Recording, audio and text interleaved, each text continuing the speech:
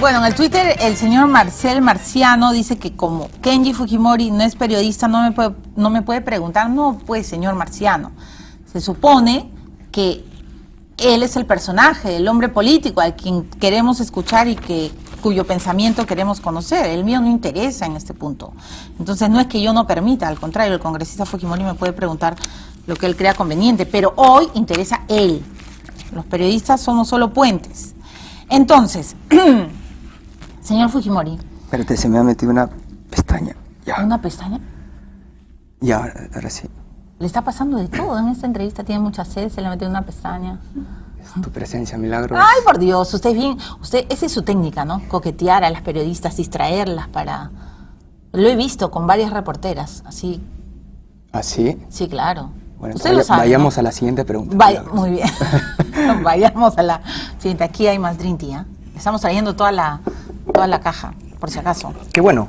¿No es cierto? Está bien, qué bueno. Es bueno hidratarse. Está bien rico. Me ha sorprendido varias cosas que usted ha ido contando a lo largo de estos años sobre su relación con el gobierno, durante el gobierno de su padre con el poder. Usted viajaba mucho con él, usted participaba de ciertas reuniones secretas de Estado. En una entrevista incluso cuenta cómo fue usted... Yo desde muy pequeño viajaba con él, desde que recién entró al gobierno. Sí. Viajamos, pero todos los fines de semana. Yo recuerdo muchísimos Milagros y que yo esperaba que ya acabe las clases, que sea viernes, Ajá. para viajar a provincia. ¿Cuál es el primer, a qué edad recuerda su primer viaje presidencial? ¿A qué edad?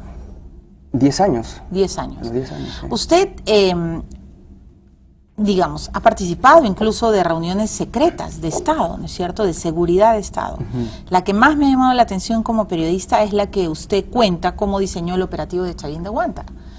¿No es extraño que un gobernante confíe tanto en su hijo de 10 años, en su hijo adolescente? O sea, ¿no le parece raro, por decirlo menos, si eso pasara hoy con Ollantumala, o hubiera pasado con García, o hubiera pasado con Toledo? Usted hubiera puesto el grito en el cielo, hubiera dicho, ¿cómo es posible que el presidente esté colocando a su hijo adolescente en las reuniones secretas?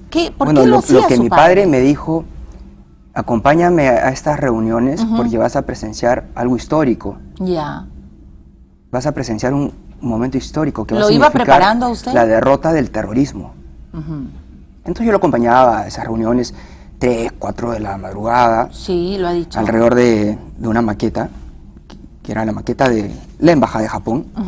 Y ahí se reunía con todos los militares para ver el operativo del rescate de los rehenes, ¿no? Y usted ahí se le ocurrió el tema de los túneles, ¿no es cierto? Es gracias a usted, es lo que ha comentado. Yo hice un pequeño aporte, Ajá. aporté un telescopio, Ajá. ¿sí?, que lo utilizaron para ver el perímetro, para ver si había minas. Entonces su padre de alguna manera trataba de que usted presenciara cómo se iba a derrotar al terrorismo. Así, lo que me dijo es que el operativo de rescate va a significar un hito en la derrota del terrorismo. Y que era importantísimo que yo esté con él porque iba a ser un hecho histórico. Pero así como eso... Pero participaba en otras. Recuerdo cuando usted le grababa a... Usted fue el que le grabó a Vladimiro, ¿no? Le decía tío Vladi, creo. Quien grabó fue mi hermano. Fue su hermano. Y tú sabes Giro. que esa fue una de las preguntas que me hicieron en el polígrafo. Sí, sí recuerdo. Fue mi hermano Giro. Usted le decía tío Vladi, ¿no? Yo le decía tío hasta a los ministros de mi papá. Ajá. Sí. A los ministros les hacía asustar todo el día con sus boas. Te comento que al periodista Nicolás Lucar un día lo asusté con la boga.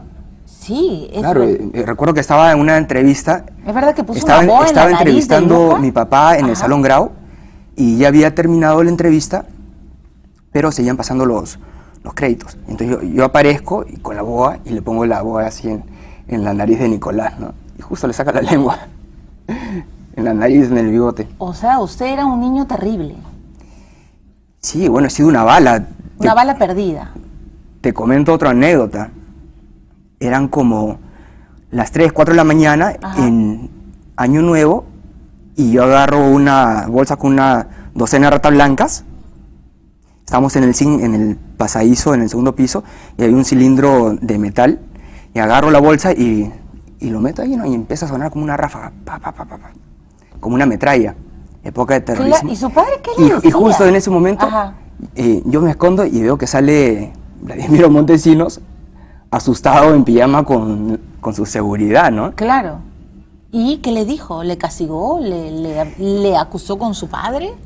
No, no me dijo nada, pero lo que me comentaban los trabajadores era que él les decía que era una ladilla, o disculpa la expresión... Así decía de usted. Disculpa la expresión, Milagros, pero a veces decía, ese muchachito de mierda. Ajá. Te comento otra. Yo sé qué decía de Vladimiro. Te comento otra, Milagros. Pero quiero preguntarle esto. Keiko me ha dicho varias veces en algunas entrevistas que ella nunca... no le gustaba Vladimiro Montesinos, pero ¿a usted le gustaba? ¿Le tenía cariño? ¿Le creía? ¿Cuántos años tenía yo en ese entonces, Milagros? ¿12? Sí, 12. 13 años más o Pero menos. su hermana no le decía, no te metas con este sujeto que es un... Bueno, eso ya fue casi a finales de gobierno. ¿Le decía que ten en cuenta que a finales del gobierno ella... se enfrentó, claro. ¿Y le decía a usted, no te juntes con Montesinos? Es un... Bueno, a finales de gobierno yo ya no estaba acá, yo estaba estudiando en el extranjero. Está estudiando agronomía, Claro, ¿no es cierto? agronomía, sí. Kenji, mi pregunta es, quiero llegar a esta pregunta puntual. ¿Qué piensa usted de Montesinos? Bueno, dejando la salvedad que en ese entonces yo era un niño, y yo recuerdo que lo veía cargando, siempre lo veía cargando bastantes papeles, documentos así. Iba corriendo, trasladando documentos relacionados a seguridad, a Sendero Luminoso, MRTA, y en ese momento él se encargaba a veces de la seguridad de nosotros, ¿no? ¿Lo admiraba en ese momento? ¿Le tenía respeto? En ese momento estamos hablando de su niñez.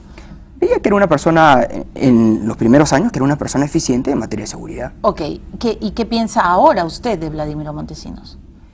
Mira, Milagros, ahora lo que él representa, obviamente lo detesto. ¿Por qué su padre no dice lo mismo? Lo detesto porque obviamente le ha hecho muchísimo daño. Sí, a su papá a para mi empezar. Padre, a mi familia y a todo el país. Por supuesto. Y esa es una curiosidad personal que tengo con su papá. ¿Por qué su papá no dice lo mismo?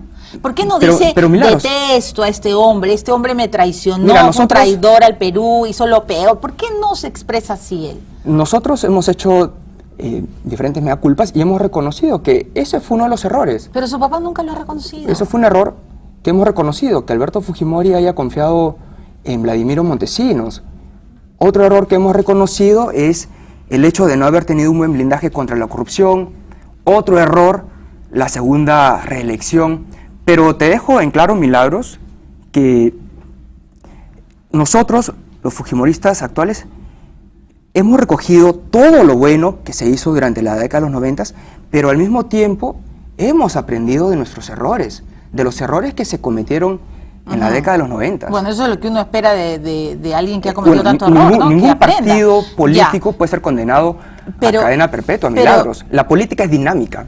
Ya, pero de lo contrario, no existiría la Comunidad Europea, los vínculos económicos entre sola. ¿Por qué su papá no se separa como usted lo hace, como Keiko lo hace? ¿Por qué su papá no sale con ese ímpetu para pedir perdón y para decir, fue un error tener a este sujeto, a este hombre tan oscuro en el gobierno? ¿Por qué no lo hace su padre? Milagros, mi padre cuántas veces ha reconocido errores. No ha dicho nada de Vladimiro, y ha pedido disculpas, ha pedido perdón incluso por las víctimas de Cantuta y Barrios Altos. Ya, pero Kenji no ha dicho nada de Montesinos. Milagros, mi padre ha reconocido sus errores. De Montesinos le estoy hablando. Mira... Usted no le ha dicho, papá, habla mal de Montesinos, ese hombre te hizo la vida cuadritos, desgració al Perú, montó una red de corrupción. ¿Usted no se lo ha dicho? Te explico. Alberto Fujimori ha reconocido que tiene responsabilidad política. Responsabilidad política por haber confiado en Vladimiro Montesinos. Pero no responsabilidad penal, Milagros. ¿Su papá todavía tiene relación con Montesinos? Milagros, mi padre está aislado. No, ya lo sé, pero uno puede estar aislado, pero recibir algo de comunicación. Milagros, mi padre está aislado e incomunicado. ¿Qué piensa hoy día su padre de Montesinos? Lo mismo que pienso yo y lo mismo que piensan 30 millones de peruanos. ¿Lo detesta? Por supuesto. Milagros, tú no te imaginas todo el daño que nos ha causado a nosotros, a mi familia. El hecho que camines en la calle y la gente te agreda verbalmente, por culpa de este señor. Pero yo te digo, Milagros,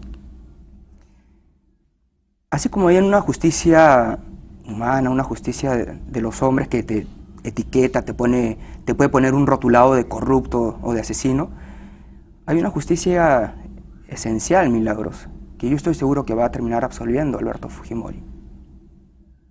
Vamos a ir a una pausa. Vamos a una pausa y vamos a regresar con más preguntas sobre su futuro, además, ¿no es cierto? ¿Qué va a pasar con Kenji? Y tantas preguntas que tengo para hacerle, Dios mío, se me va la hora. Regresamos con Kenji Fujimori, ya venimos.